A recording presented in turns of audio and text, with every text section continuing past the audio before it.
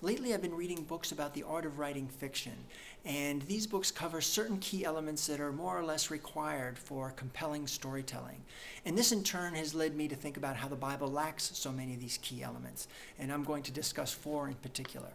All right, first great rule of dramatic writing is that your story needs to contain conflict, and the Bible certainly does contain that element, but there also has to be a compelling reason for your characters to remain embroiled in conflict. The egg-headed term for this reason is a crucible. A crucible is that container that keeps characters in conflict. For example, if you're writing a story about a guy who's made miserable by his job, you have to include a good reason in the story for why he can't just leave it easily. In the book Catch-22, the character Yossarian certainly hates his job as a bombardier during World War II. But the army is his crucible in that he can't just give his commanding officer 2 weeks' notice and then just stroll out.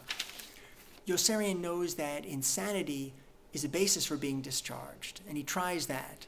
But then he learns that the army considers insanity to be the rational reaction to anyone who's flying bombing missions. So if Yossarian is being driven insane by it, that proves that he's actually sane after all. Therefore, his claim of insanity is rejected. Anyway, my point is that Yossarian certainly has a powerful crucible there to struggle against.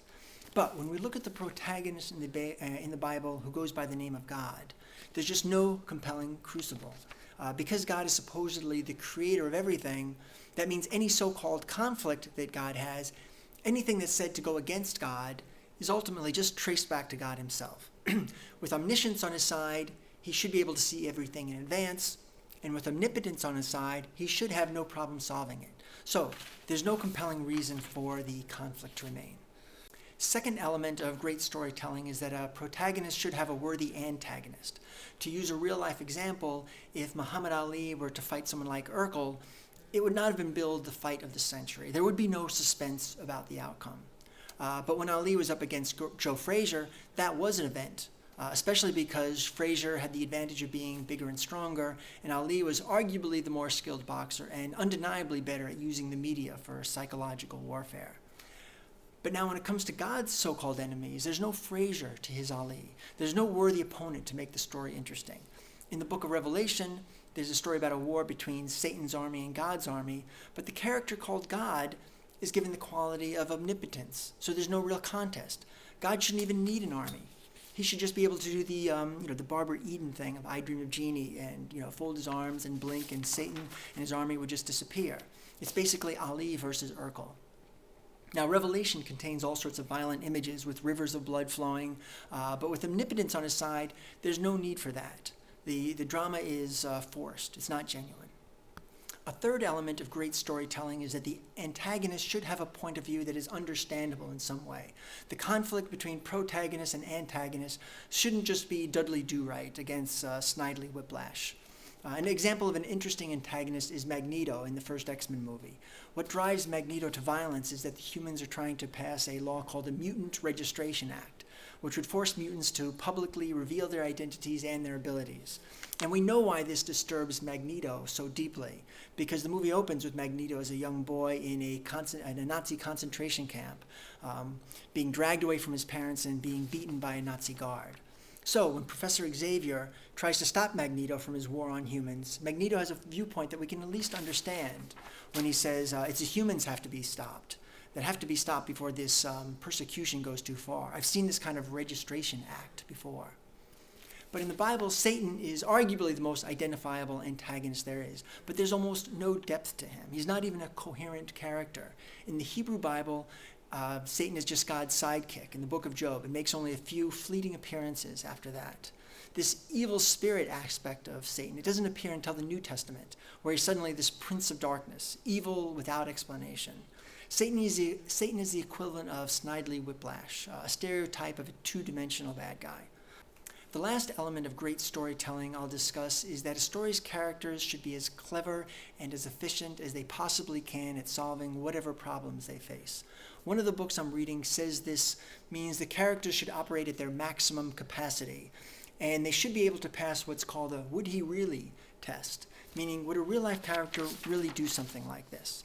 Now, a cliched example of a violation of this rule is the cheap horror film where there's groaning and clanking of chains coming from the attic, And the heroine, who's alone in her house in a skimpy nightgown, decides to light a candle and go up the stairs to investigate.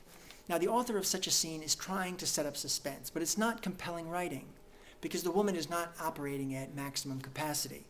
Instead of having the audience being taken in by this scene, viewers can't help but be distracted with the thought of, well, damn, woman, why don't you just leave the house?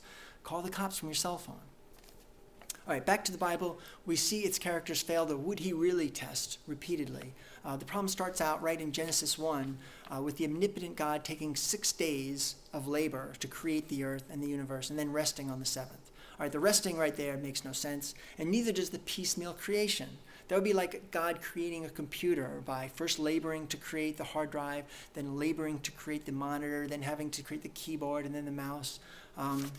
Whereas an omnipotent God operating at maximum capacity would just have the entire package, software included, all done in a second. All right, in Genesis, we also find the flood story where God says he regrets making humans because they turned out so wicked. Now, even if we accept this questionable argument that God gave humans free wills and that's why everyone just had to turn out wicked, even if we accept that questionable argument, still, God's regret is an example of God failing to consult his omniscience because he should have seen this coming. Anyway, God decides to try again, but not with a blink of an eye or the wave of his hand, but through the crude means of a flood that causes a terrifying death to an untold number of children and babies and kittens and pandas and so on. Anyway, there's this massive collateral damage, and in the end it doesn't even do any good because humans turn out wicked again. So this is not the work of an omniscient and omnipotent God operating at maximum capacity.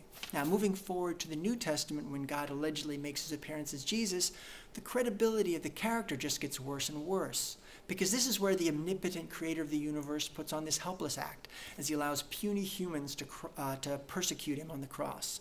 Just picture humans trying to do this to Superman, and without the aid of kryptonite. If a movie was made where Superman still had his superpowers but didn't use them, and somehow even turned off his invincibility so that he could bleed and feel pain, the story would need a great reason for this, or the movie would completely lose its audience.